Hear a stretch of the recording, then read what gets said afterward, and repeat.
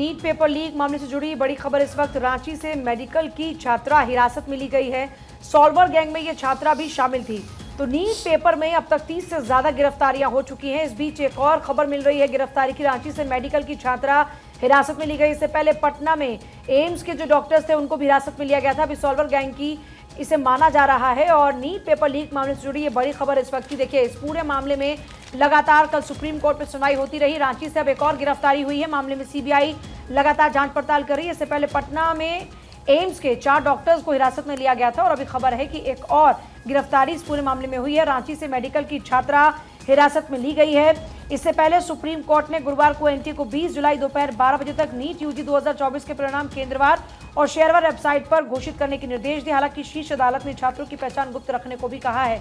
इस बीच देखिए, लगातार कार्रवाई का सिलसिला चल रहा है। सीबीआई मामले की जांच पड़ताल कर रही है और गिरफ्तारियों का सिलसिला थमता नजर नहीं आ रहा। एक और गिरफ्तारी हुई है।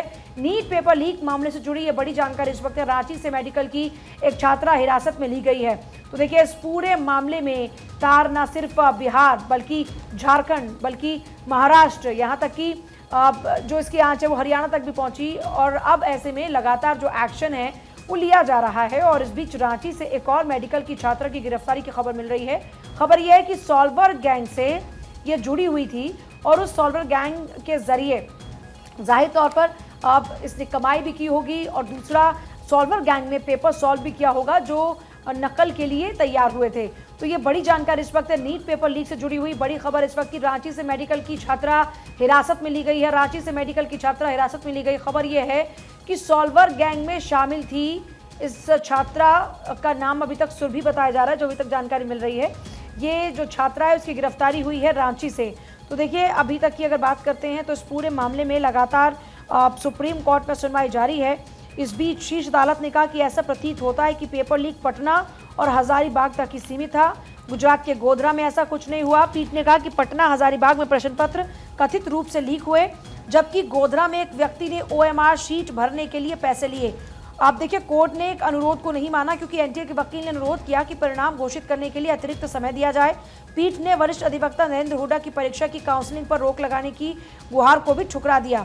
अब इस बीच पटना एम्स के 4 छात्र 4 दिन की रिमांड पर हैं और अब एक और गिरफ्तारी इस बीच हुई है। और इस गिरफ्तारी में आप जो जानकारी मिल रही है उसमें रांची से एक मेडिकल की छात्रा है जिसकी गिरफ्तारी इस पूरे मामले में हुई है। इससे पहले भी पटना से गिरफ्तारियां हुई।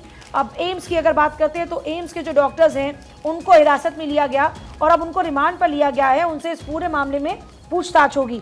तो लगातार इस पूरे मामले को लेकर अगर देखा जाए तो गिरफ्तारियों का दौर इस वक्त तेजी से आगे बढ़ रहा है।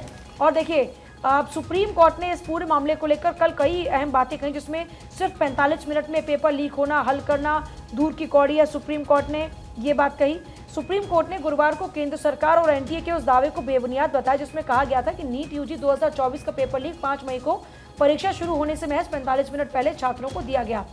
कोर्ट ने कहा कि ये पूरी तरह से काल्पनिक और तथ्यों से दूर लगती है कि परीक्षा के दिन पेपर लीक हो गए, हल हो गए और छात्रों को याद करने के लिए भी दिए गए। मुख्य न्यायाधीश डीवाई चंद्रचूड़, न्यायमूर्ति जेबी पारदीवाला और मनोज मिश्रा की पीठ ने कहा कि केंद्र सरकार और एनटीए के ये दावे न सिर्फ तथ्यों से दूर है बल्कि बेबुनियाद भी हैं। पीठ ने मौखिक नीट यूजी 2024 के पेपर लीक और अन्य कदाचार के आरोपों में 4 जून को घोषित परिणाम रद्द करने और नए सिरे से परीक्षा आयोजित करने की मांग वाली याचिकाओं पर सुनवाई के दौरान की।